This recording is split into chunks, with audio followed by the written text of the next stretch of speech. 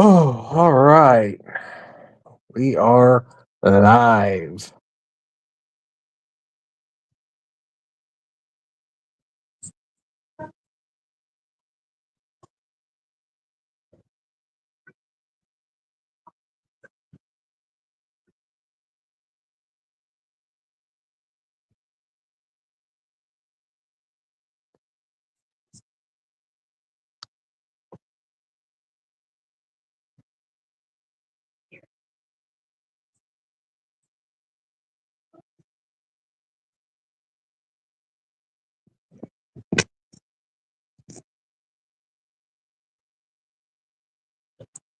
All right, we got one person watching, I see. Yes, I am live, people, or person from St. Louis. Just came from the Cubs Cardinals game, and the Cubs sucked it up tonight. So I'm going live from here in my hotel room at the Drury, not too far from Busch Stadium. And if anybody wants to get in the chat or on the show to chat with me, here is the link. Yeah. So, I mean, of course, we don't have to talk just the Cubs and Cardinals. We can talk Notre Dame. Anybody has any questions? Shoot.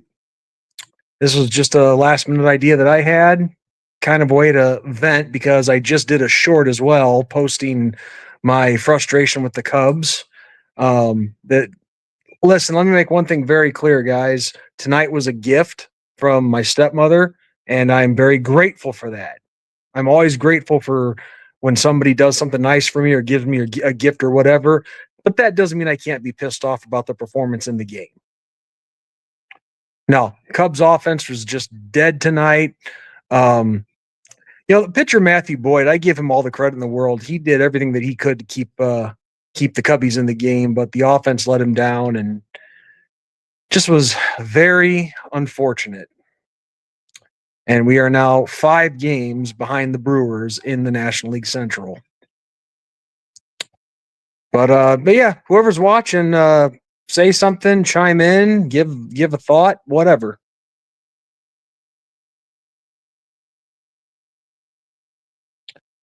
Oh, and for the record, if anybody hears anybody in the background, I'm rooming with my younger brother. He's on the bed next to mine. So yeah, it was very disappointing. 5-0 shutout loss. My first Cubs game in when was the last one? 20. I almost was going to say 2020, but they didn't have anybody at games that year because of COVID. 2021. Last game I went to for the Cubs was 2021 at Wrigley Field against the Marlins, and they got their asses kicked that day too. And that game was also miserable for other reasons, but that part I'm keeping to myself. But anyway, how's everyone been doing? I know Ben and I have been awfully quiet on here. This has kind of been, well, it's kind of become, I hate to say it, kind of a part time gig lately, unfortunately.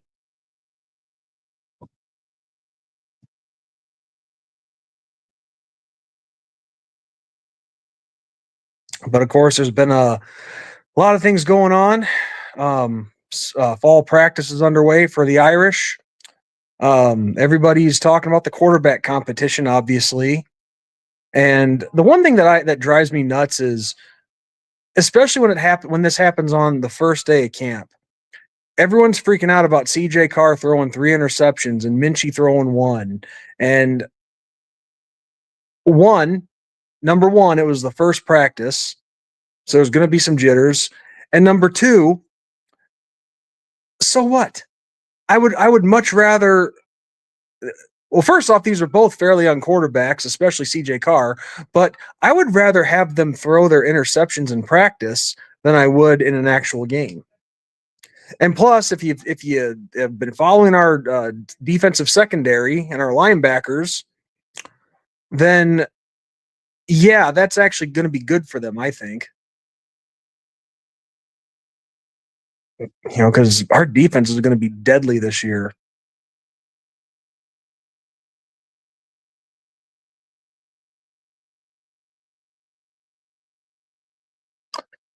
But yeah, I'm going to try to see if I can get the link to this out elsewhere.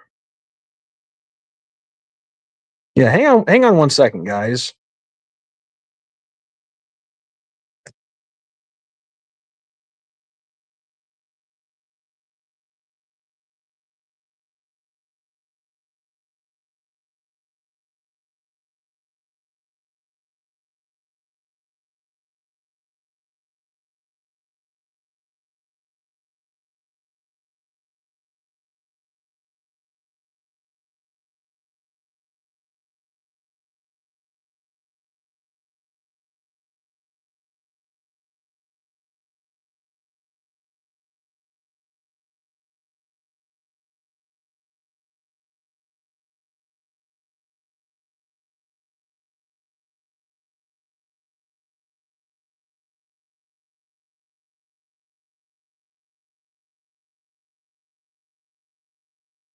It's a freaking adventure to find the link.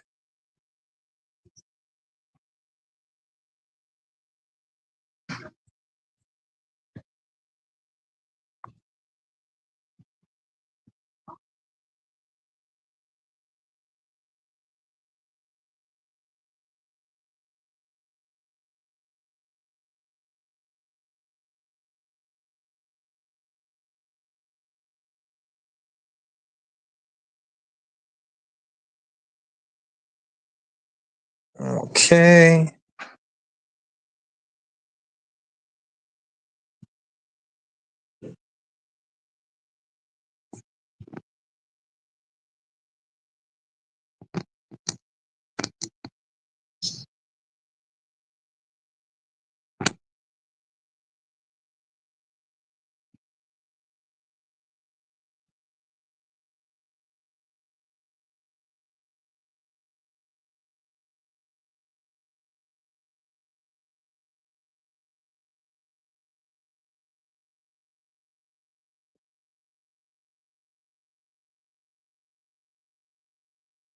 I'll try to see if we can't get some more viewers and post this on other places. All right, well, we're up to 2 people watching. That's awesome.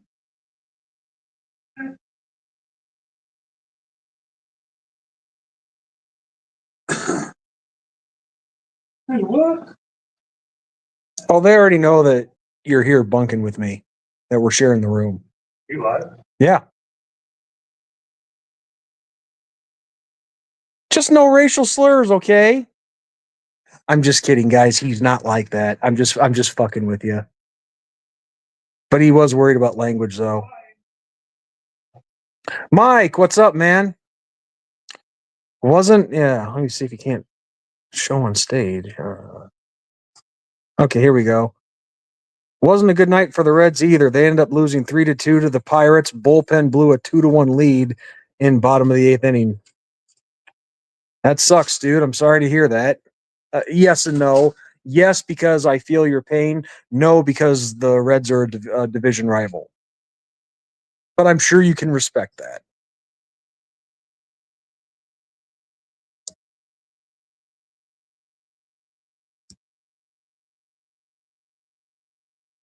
No, it's just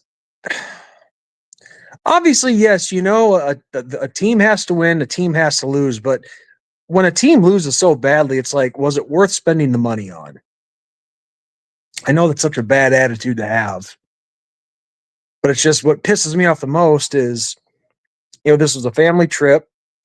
My stepmom, she paid for this trip for all of us, and our team lets us down.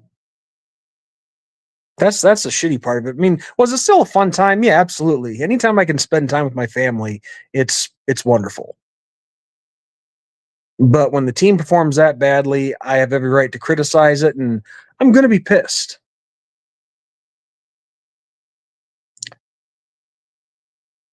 But I got to say, we sure do have one hell of a nice hotel. We're staying at the Drury.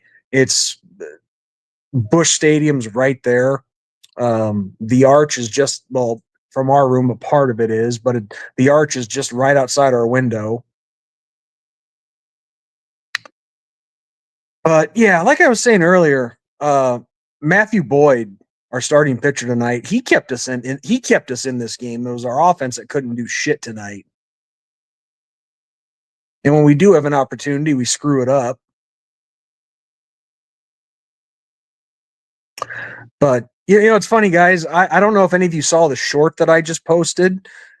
I don't know how accurate these numbers are, but I was looking on YouTube Studio. That short in like 20 minutes has 1,000 views already. That's crazy. That is freaking nuts. Especially nuts for when it's just either Ben or myself talking. Because, like, look, if either one of us posts a clip from a past Notre Dame game or something, okay, that's not shocking that those will get a lot of views. But when it's just me, holy crap, 1,000 people actually want to hear me talk? Are you kidding me? What do they care what some bum from Illinois has to say?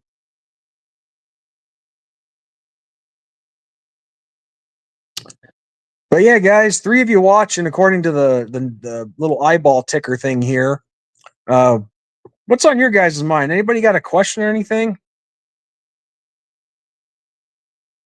Because like we've always said, Ben and I do the show for you guys. It's about interacting with you.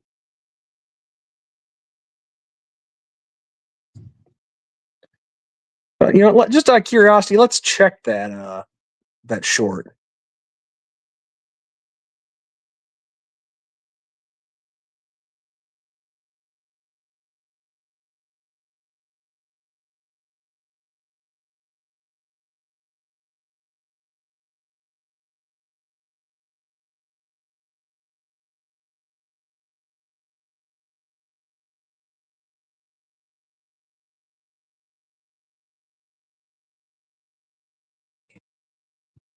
That is funny. Yeah. So yeah, like I was saying, Ben and I, we're definitely going to try to get in the thick of things, of course, once the season gets here. But yeah, like I said, unfortunately, this has kind of become a part-time gig for us. And there's nothing more left to say about it, really. I mean, yeah, of course, there's always things we could do. There's there's so much shit that just gets in the way. You know, because Ben, he's married, has a family. School's going to be starting up for them here pretty soon. Myself, I have my job, and then some other things going on in my personal life.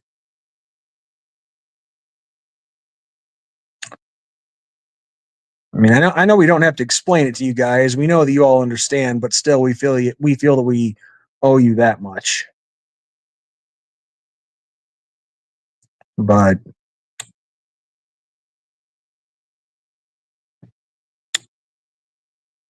yeah, guys, I'll tell you one thing. And I was actually going to make a clip about this, but I might as well just talk about it now. Maybe I can make this into a short. Who knows? But and I'll have the link posted on the video when I do release it. And so I consider the source because the page that I saw this on was called College Football Troll, I believe. But it had a post about that basically said fan base where the majority of the fans didn't go to the school. And I know I've already talked about this what seems like a million times on this channel. But the thing is, again, we consider the source. It's a troll. It's a troll page. They're just trying to screw with people. I get it. But the problem is Ben and I have heard this, and I'm like a lot of you guys have, I'm sure, leading up to the playoff game against Indiana last year.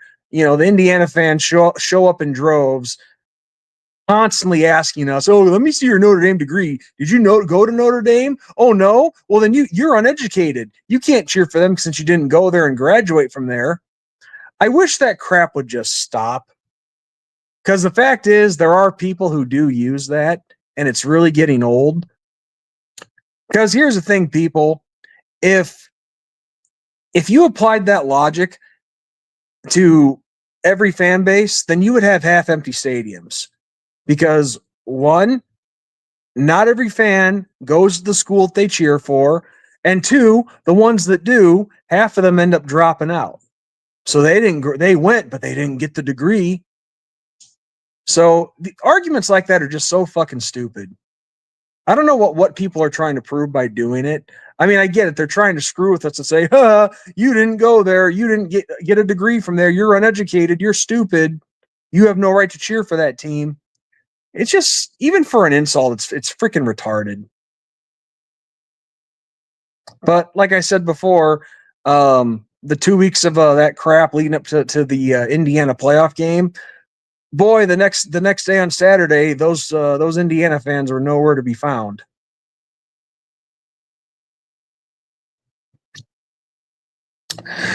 So, yeah. Anyway, just a last minute live show that I wanted to do, and yeah, good way to vent a little frustration. But going back to baseball for a second, it is 162 games in a season. I get that. You're not going to win every game, but this recent stretch for the Cubs has just been almost. And I hope this is not the case. I hope they go on a tear, make the playoffs, and win the whole damn thing. I hope they do. I'm not just turning my back on them, but there's a reason that they went from leading the division by 4 games to being down 5 in the National League Central. Crap play, crap decision making, lack of offense. And Craig Counsell, as our manager, I question what exactly is he doing at times. I mean, I know you want to say that, oh yeah, he's a plant for Milwaukee since he used to play for the Brewers for a good chunk of his career. Well, obviously, no, that's not the case. You'd be a dumbass to think that. But it's just hard to fathom. Like, how does this crap happen? How does it happen? I mean, I know teams get in slumps. I get it, but it's one thing to have a slump. It's another to just be crap. And the Cubs overall have been crap lately. I don't know. It's just a very funny game, I guess.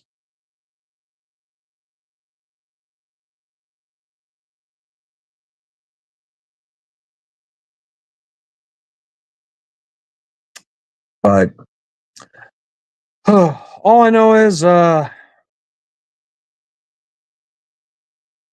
just better get their crap together soon, because if they keep playing like this, they'll be lucky to make a wild card berth. And last time I looked, I don't know, I forgot exactly who's behind us in the wild card, but I know the Cubs had like a 2.5 or 3.5 game somewhere in there, so they did have the top wild card spot.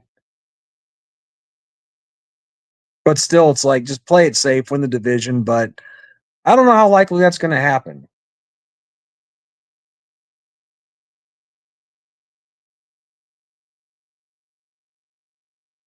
I mean, 40 some odd games to go. I understand that. I get it. But you just hate to see him lose in such pitiful fashion.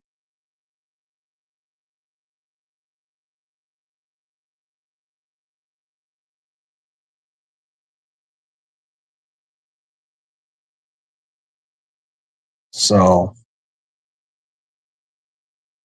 now I wasn't going to go super long tonight because we are heading back home here pretty early in the morning.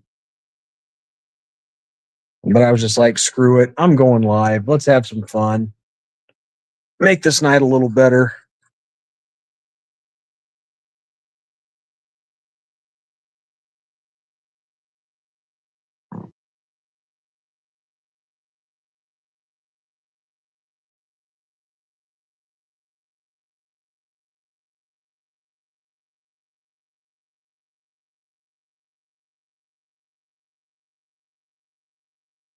I'll tell you guys one thing. I'm sitting here in my hotel room. I have the TV on, and man, I tell you one thing. I forgot how much having basic cable sucks. There's like nothing on right now.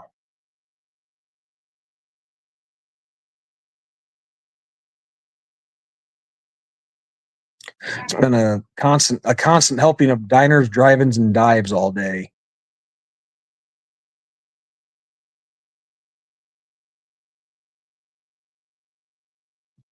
Oh, NDF. This team is not the same team from the first half of the year. That's F's. Oh, or I'm sorry, FS for sure. Excuse me. You're right. Absolutely not. Everybody's just gotten cold. Well, actually, you know what? I can't say that. I can't say just flat out cold. It's been very inconsistent.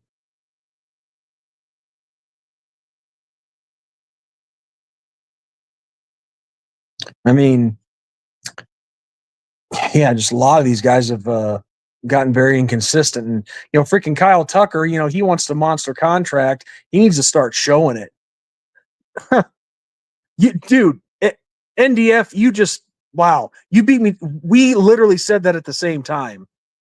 Yeah, exactly. Tucker isn't playing like a $500 million guy. No, not at all. Yeah, he wants $500 million, but let's see. Let me check his stats right now. Let me check his stats. Kyle Tucker stats. Okay, yeah, he did have one hit tonight. Good. But yeah, let's see his stats this year. 271 average, not horrible. 18 home runs, 16 RBIs, 111 hits. Yeah, sorry, that's not worth $500 million. I mean, I know it's obviously the game has changed a hell of a lot since, the days of when I was watching it, the days of McGuire and Sosa and all that, getting the steroids out of the game, which I understand. But yeah, um, no, no, those numbers are not worth 500 million bucks. I mean, I'll say this: Shohei Ohtani, he at least is backing up his salary. I mean, his salary is stupid, and I don't think any player, no matter how good they are worth what is his salary, like 700 million bucks? No player's worth that, but at least he's getting the job done.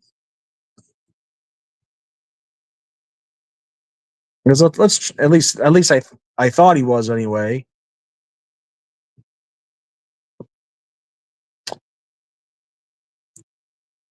Okay, yeah. So Tani, this is just his hitting stats. I know he pitches too, but 276 average, 39 homers, 75 RBIs. So he's backing his contract up there. Now let's check his pitching stats.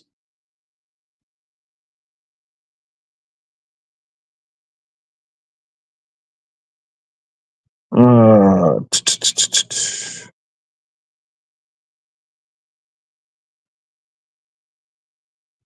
okay,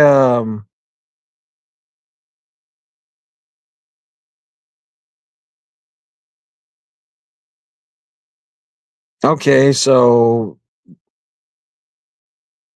for his pitching, he's started 8 games, no wins or losses, but he has an ERA 237, 25 strikeouts, and 5 walks. So it sounds like, yeah, he's been very limited because obviously I know he had Tommy John surgery or some kind of surgery.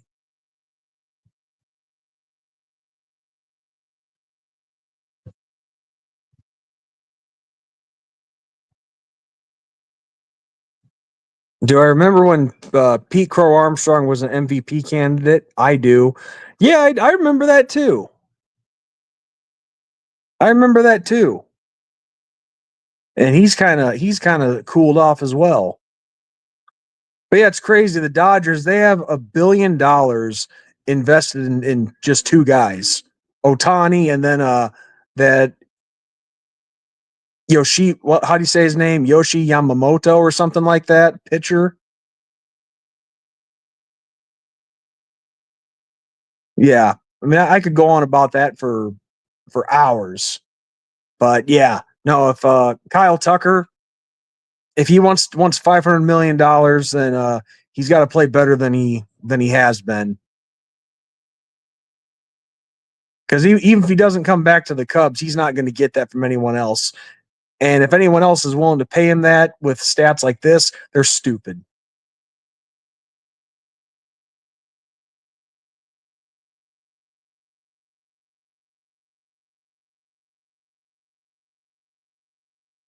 I mean, just in general, these Major League Baseball salaries are getting stupid.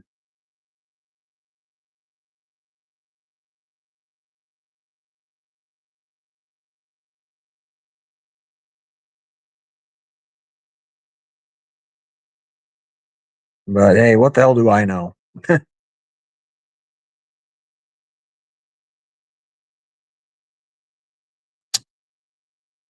Oh, but yeah, no, a team can make up 5 games and 40 some odd games left in the season. Not saying it's impossible, but if you keep playing like this, you're definitely not winning the division. But all I know is we're just a few weeks away from the start of college football. NFL preseason's underway. Um, and yeah, Ben and I will definitely be back in the thick of things when it comes to the previews and recaps.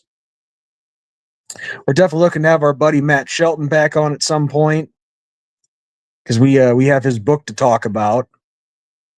And by the way, if you guys haven't seen that yet, he has his book is called Rising Through Every Fall.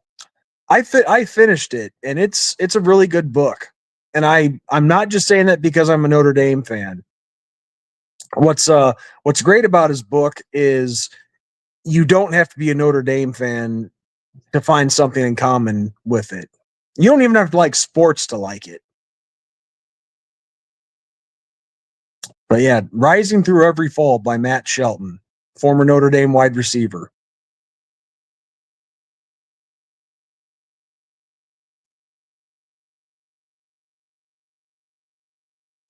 So see, that's just it. I don't want to spoil the book, and I don't want to spoil our review of the book. Um,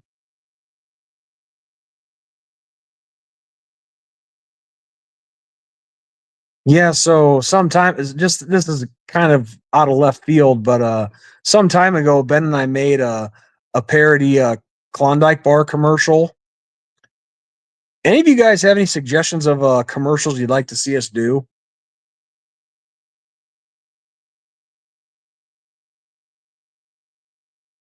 Yeah, because we're always down for doing more of those. Those are fun.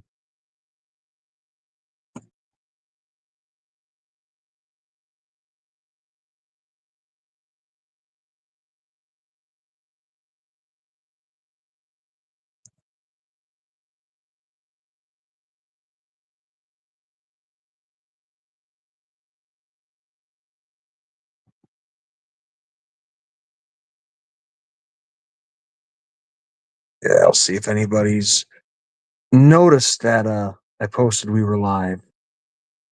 On X, 5 people saw this.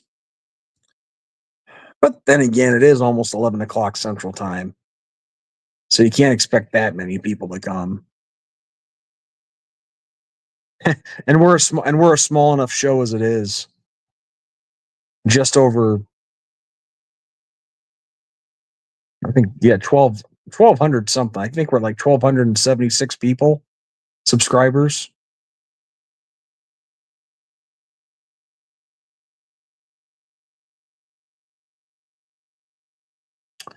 But yeah, guys, if like I said, if anybody wants to get in here and chat. Oh wait, that's not the chat. Excuse me.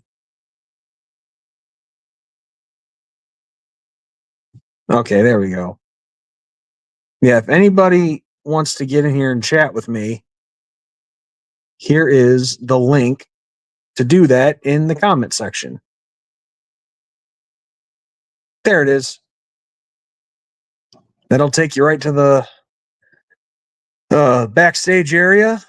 That's what they call it on here, and just hop on in, and I'll invite you onto the stream.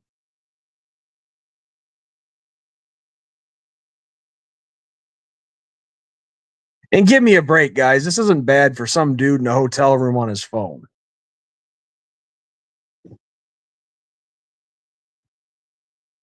Yeah, not a bad room. Basic, but it's not bad.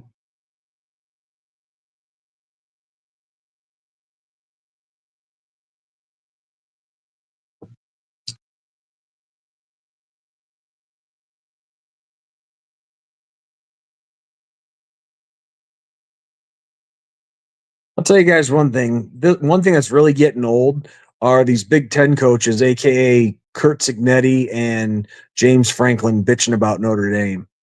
I'm getting so tired of it. Especially James Franklin. The only reason we lost that game to Notre Dame is because we're in a conference and Notre Dame isn't, and it's tougher for us. It's like, shut the hell up, Franklin. You're a moron.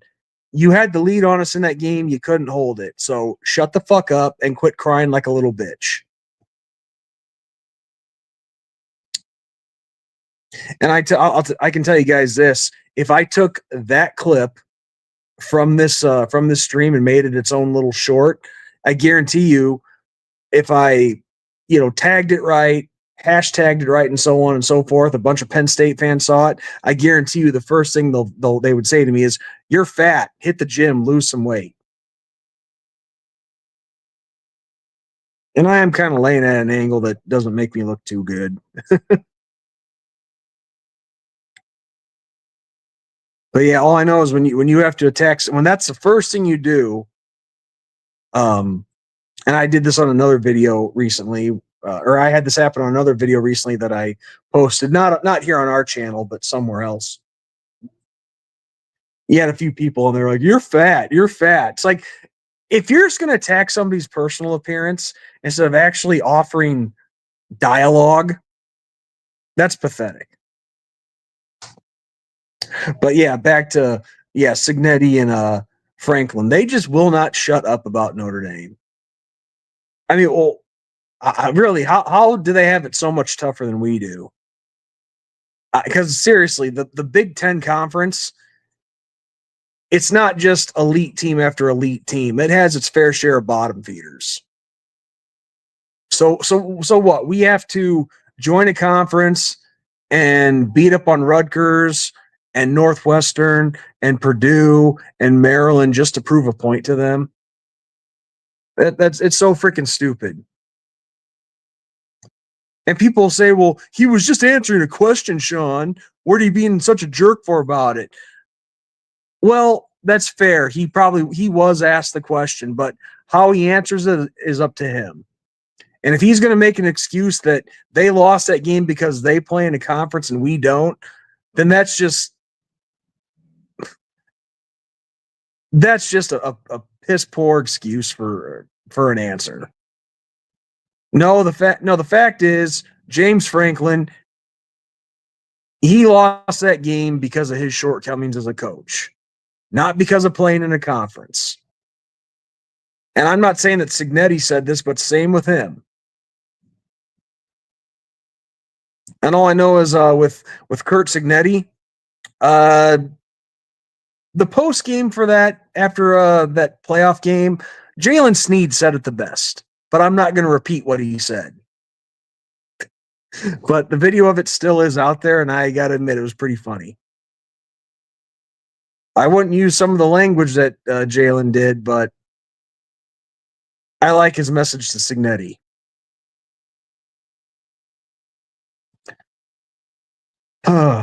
But I just wish people would give it the hell up with freaking conferences. I've said it a million times, all these conference freaks, they are cult-like obsessed with conferences. Conference this, conference that, conference. Shove your fucking conferences up your fucking ass. Just so damn tired of it. I mean, honestly, if I were these teams, I would consider I would consider my options when it comes to being in a conference. Because I forgot somebody said it on, I forget what page, but somebody left a comment somewhere that said, Penn State seemed to win more national championships than when they were independent before they joined the Big Ten. It is true.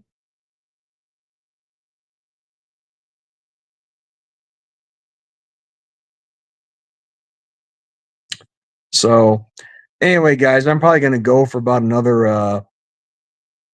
Let's make it an even 45-minute stream.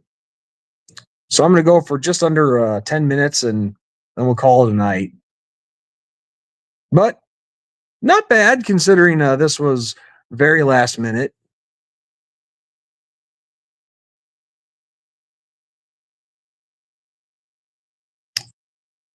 But anybody who wants to get on here and talk, I will talk to you. The link is posted right there in the comment section.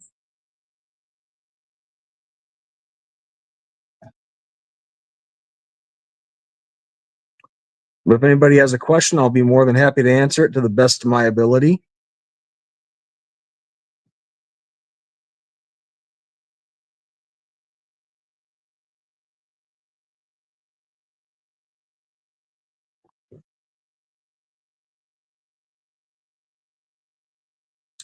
I will tell you guys one thing about big cities. They're great to visit, but I definitely would not want to live here. That's for sure.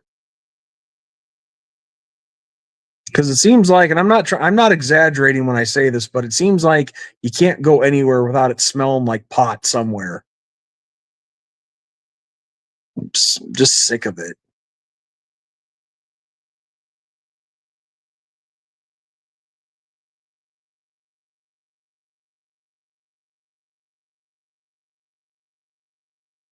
And I know that is a very I guess controversial topic, if you will. But regardless where you stand on it, you shouldn't have to smell it everywhere you freaking go.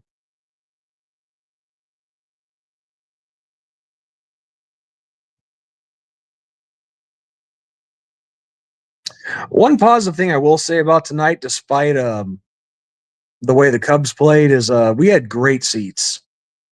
Now we technically weren't in the stadium. We were in the what you call it, the Hans Brothers boxes, which I guess are technically across the street from the stadium.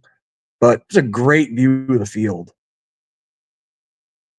I got to sit back, relax, and all our beer and food and stuff was paid for, which was great. So I'm certainly not complaining about that.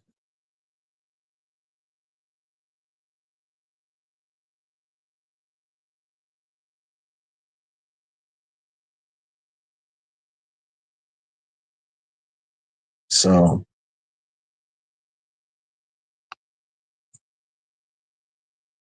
yeah, let's see where we are here with a couple of things.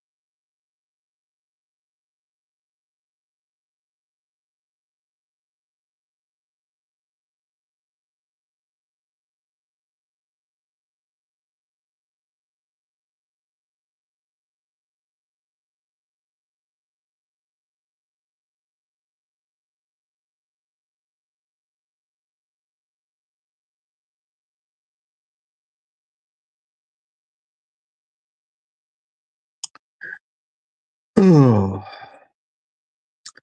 Yeah, unless you guys have something to ask me, I really don't have much else to talk about. Probably going to crash here and go to bed. Like I said, we are heading home pretty early tomorrow. So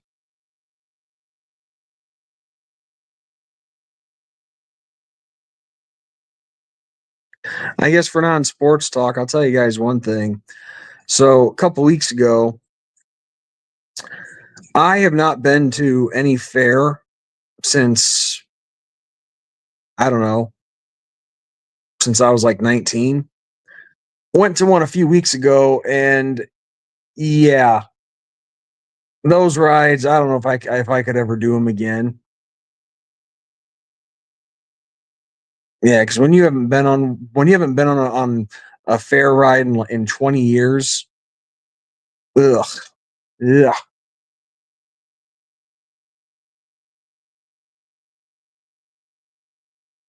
But yeah.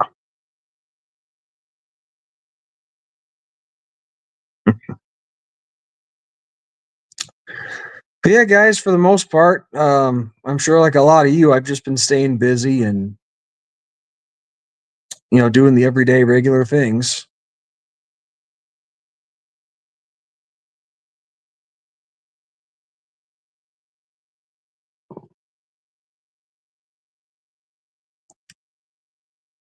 Oh, so yeah. Uh, Mike, you have two different accounts, or did you just change your what you call it, your profile picture? Thoughts on WWE moving pay-per-view events to ESPN in 2026? I don't really watch WWE anymore anyway, so it doesn't really mean anything to me, to be honest with you. Now, I will say this: I do watch the old stuff on Peacock.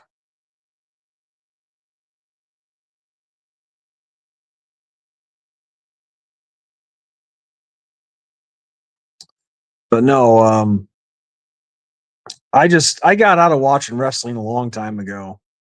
Just in my opinion, the product today has just gotten so bad. It's like, I mean, look, we all know that it's choreographed and fake and all that, but geez, they're not even trying to make it look believable anymore.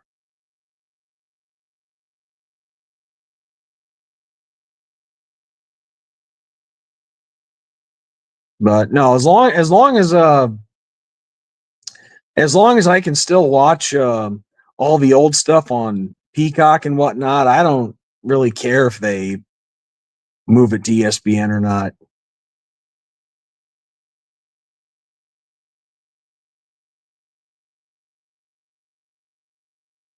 I'll tell you guys one thing. When I was a kid, like, and this all started back in 1994 when I was 8. All I can say is God bless my mom because my brother and I both watched the WWF and WCW, so we were getting pay per views all the time back then. And back then they were only like $30, maybe a little bit less. I'm not sure, but man, my mom was shelling out a bunch of money for pay per views to make my brother and I happy when we were kids. So yeah, to that I say God bless her.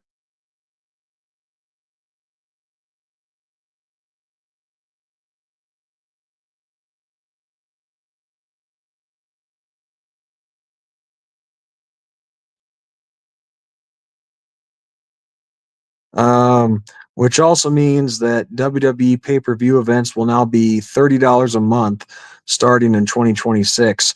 Well, I'll tell you one thing, Mike, is if it's $30 for all of them, then that's not bad. Considering the fact that considering the fact that, like I was saying, back when I was a kid, it was that much a piece for every pay per view.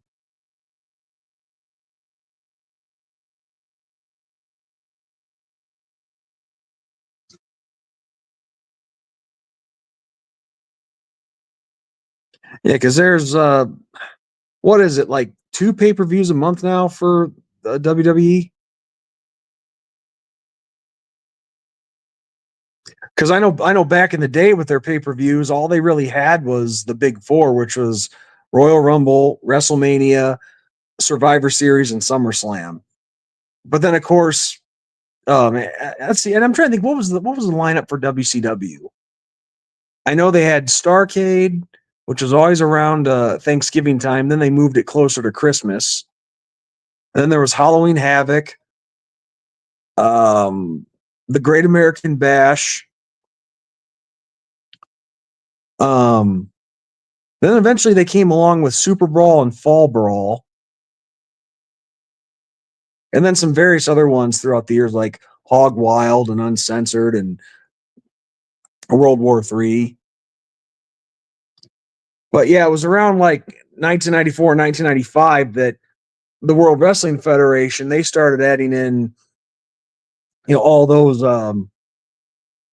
in your house pay-per-views. So that basically assured them that they'd have at least one every month.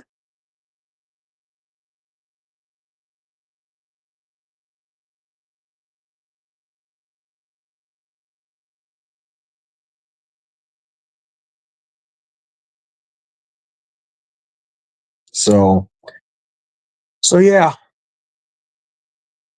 those were definitely the days when I was growing up watching wrestling pay-per-views, because back then you would have to have the black box, the what you like the pay-per-view converter thing or whatever you want to call it. I always called it the box.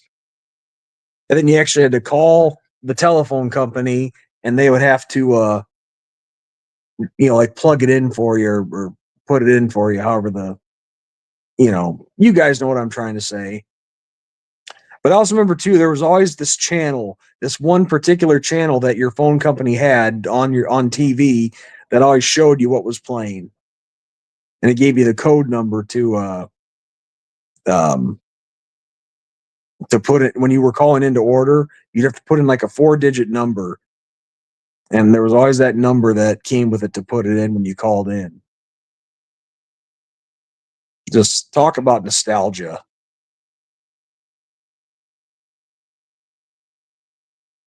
So yeah, so we'll make it an even 50 minutes now because I passed the 45-minute mark. So we got 2-minute warning.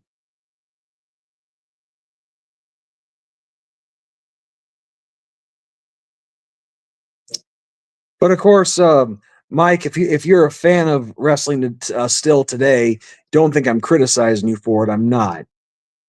I mean, everybody has their opinions of it, and if you enjoy it today, that's great. That's awesome. I've just myself, like I said, I've just lost interest in the product because it just. I mean, all things are going to change. I get it, but it just isn't the same. And just to me, it's not. It just doesn't look as good as it used to.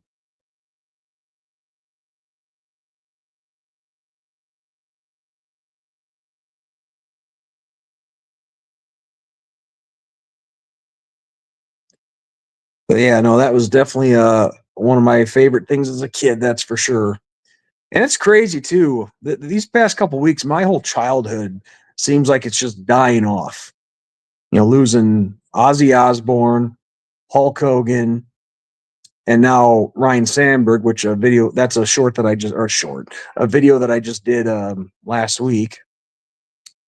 But it's not overly surprising though, because Ozzy Osbourne, it was pretty shocking that he lived to see 76 years old. And even Hulk Hogan living to see 71, because back in his day, you know, wrestlers were on the road almost pretty much the whole year, at least 300 days a year. And they're putting their body through hell, which, and then of course they end up doing steroids and a bunch of drugs. And believe it or not, Hogan was a big time cokehead at one point. So the fact that even to a degree, the fact that he saw 71 is pretty impressive. And Ryan Sandberg, he had cancer come back, so that stuff just happens. But he still had a nice life at 65.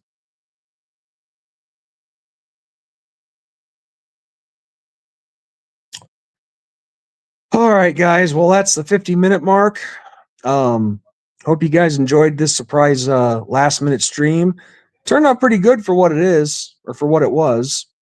So You guys have a great night. And this is Sean Moerity coming to you from St. Louis. Everybody have a great night and God bless.